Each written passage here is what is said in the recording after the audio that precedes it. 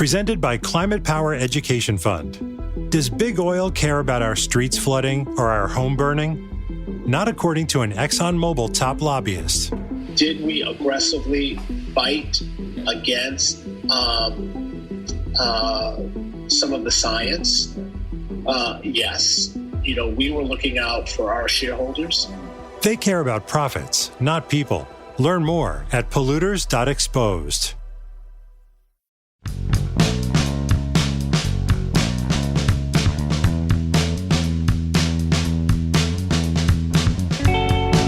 I can't do it. I can't. I'm not that strong. I had told myself through this Pirates-Dodgers game, you're not going to rant about the salary cap thing. You're not going to rant about Los Angeles' $300 million payroll. You're just going to talk baseball because your listeners the next day are going to be like, hey, I didn't stay up for that thing. What happened? Well, I can't.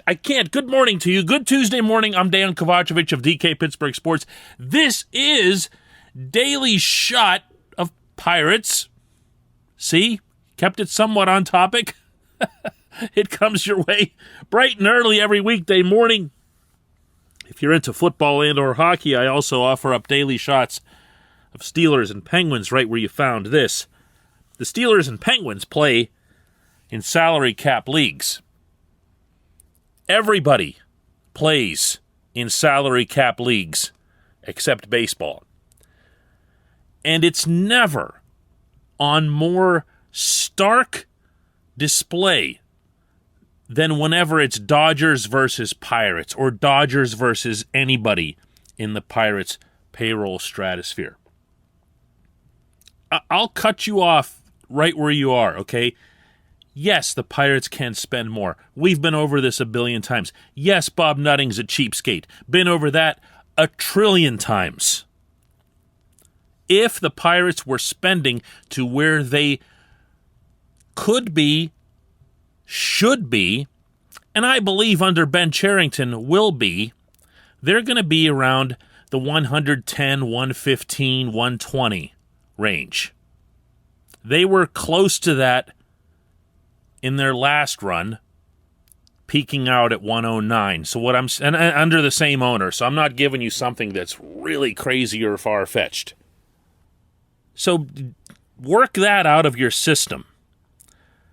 Major League Baseball's economics are broken beyond repair.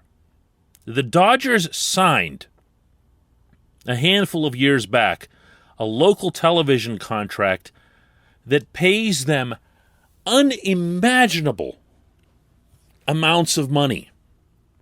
They literally can write a blank check for their payroll.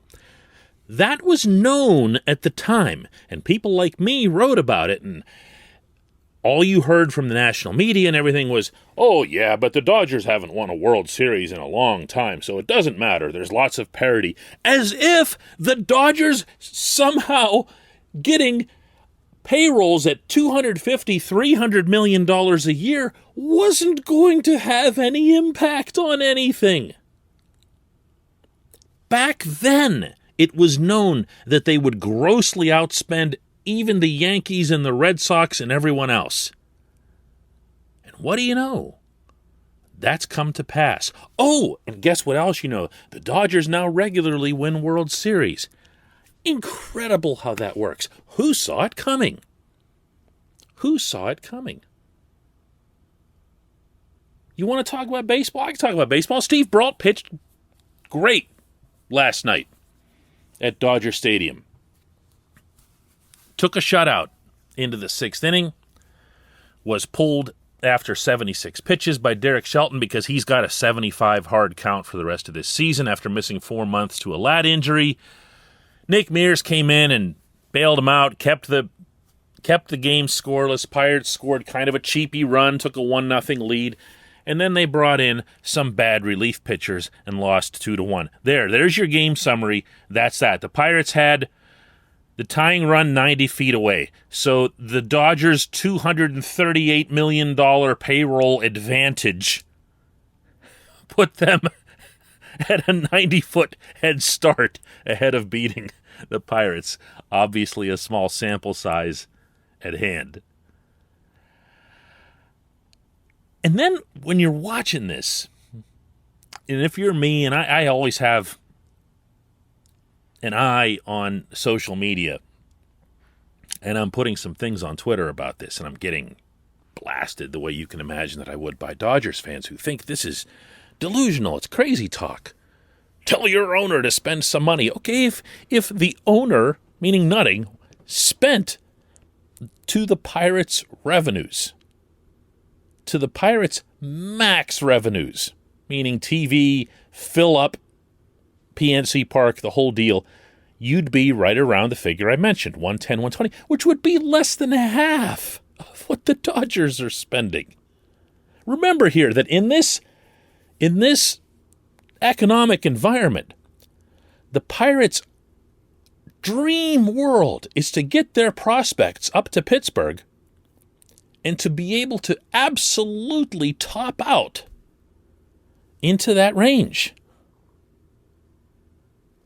That's something that these people in Los Angeles and New York and wherever else, it's only a handful of markets, obviously, they think that's okay. They think that's just the natural order of things.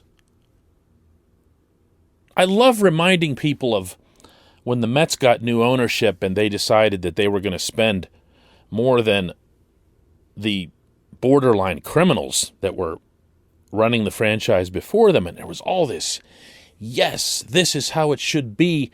And Buster Olney from ESPN writes, after the Mets made a big signing, this is how it's supposed to be. The Mets are big market bullies again. Those were his exact words. That's how they see things. That's how this sport is to them. It's not terribly unlike the way European soccer is. It's just normal for Manchester United or Liverpool or Barcelona or AC Milan or whoever. I don't follow it really at all. But those are the names that come up a lot, and those are where all the star players end up going.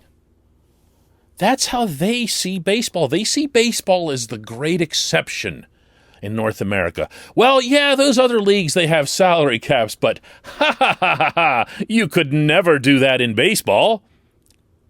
Can't tell you how many times I've gotten that response from people. Can't begin to tell you how many. Why? Well, because it's baseball. The owners wouldn't go for it. Sure they would. Sure they would. The owners become way richer. And you know who becomes richest of all in a salary cap system? The big market owners. The players would never go for it. Players don't have to go for it. The players didn't go for it in the NFL, the NHL, the NBA, Major League Soccer. Name your league. The players didn't go for it. The owners and the leagues set the work rules. This system is... I can't. It's to me, it's amazing more than anything else that there are people who attempt to defend it. I was hearing last night from these LA people, well, the Dodgers have all this homegrown talent. They have as much homegrown talent as any... Of course they do. They really do draft and develop well. That's fair. But they never have to lose any of them. They can sign them all into eternity, and they can do so at zero risk. And on those occasions when they do have an opening on the diamond, well, let's just go and get Mookie Betts, because even the Red Sox can't match what the Dodgers can pay Betts. Or let's go get Max Scherzer and Trey Turner from the Nationals, because why not? What's the limit? What's the limit? Where's the joy in following a team like this? Where's the joy in being a fan of a team like this? when you see them celebrate the World Series at the end, what are you thinking to yourself? I mean, the only person you should want to go and high-five is whoever negotiated the local TV contract. I told you I wasn't going to be able to stay off this subject. Pirates played a decent game. Whatever. Baseball's busted. When we come back, just one question.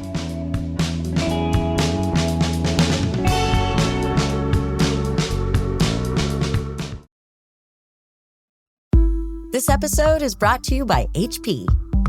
Whenever you do your best thinking, the HP Spectre X360 is ready when inspiration strikes.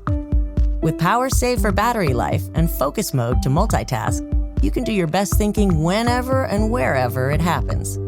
You can't always schedule when and where you might have a brilliant thought, whether it's in the morning or before bed, when you're at your computer or away from it. Thinking can happen anywhere and anytime. The HP Spectre X360 2-in-1 convertible PC with Windows 10 saves battery life for whenever an idea hits you. HP Spectre X360, a more thoughtful laptop.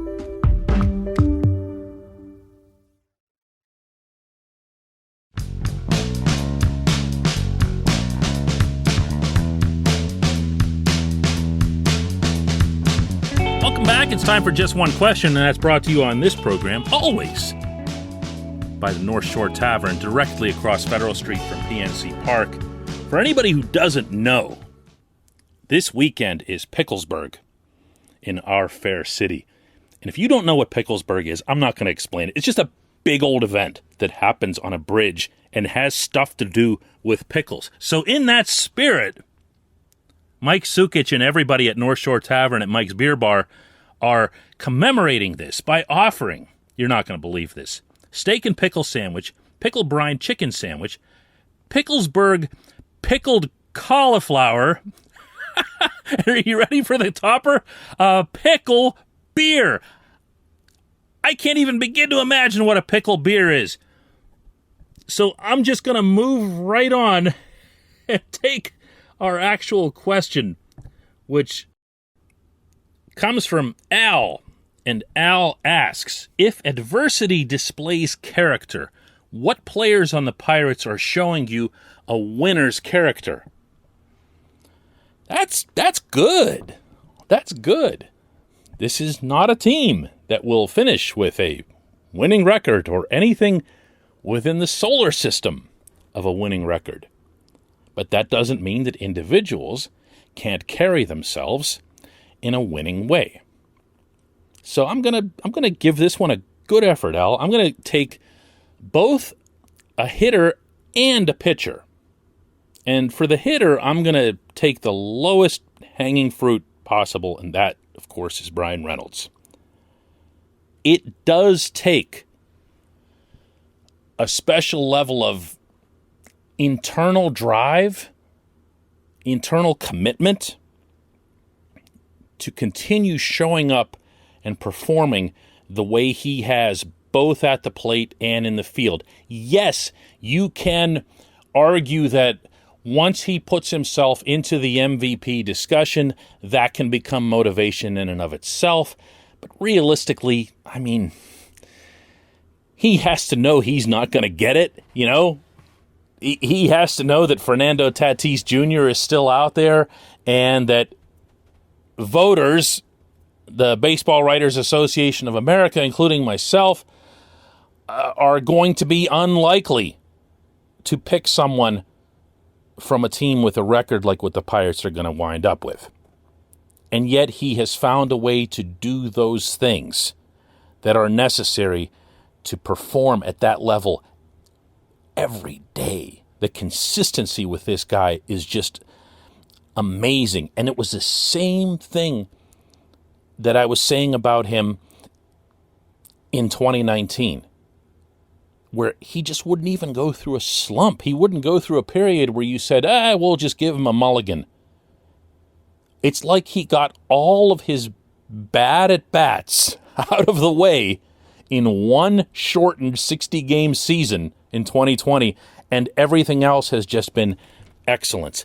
That's a winner, my man. That's a winner right there. Now, the pitcher is going to be a little bit different because as we all know, there's been really no pitchers, at least none that are still on the roster, who've been excellent or even very good. I guess the only guy that's left on the team that you could say that about, in fairness, is David Bednar.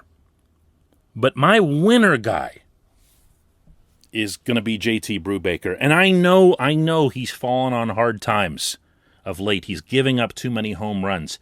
But I'm around this guy, and I hear the way he asks questions of his coaches, of his instructors, of his teammates. He's constantly trying to learn. Derek Shelton has described him as being borderline obsessive with how often he's working to pick up new bits of information about his own performance or others' performance, whatever it is that he can apply. He's also very competitive, and you can see that on the mound. That doesn't mean he's, doing dances and whatever else out there, but you can see that energy, you can see that fire. I've said already this summer that I believe when Brubaker has a chance to really reset himself and understand that this guy's got every excuse to be getting hit hard right now, having been shut down for all of 2019, then having the shortened season last year, and he's basically in extra innings of this year as far as what he's got left in his tank. I've said that this player could be that leader type that you want for a rotation. And sometimes when people hear that, they think I'm talking about, oh, you're building him up like he's, Nolan Ryan or something. No, I'm talking about someone who could be something of a role model for the rest in terms of how he carries himself, how he goes about his business. That's very much JT Brubaker. He's my choice for that one. Really, really good question, Al. I appreciate that. I appreciate everybody listening to Daily Shot of Pirates. We'll do another one of these tomorrow.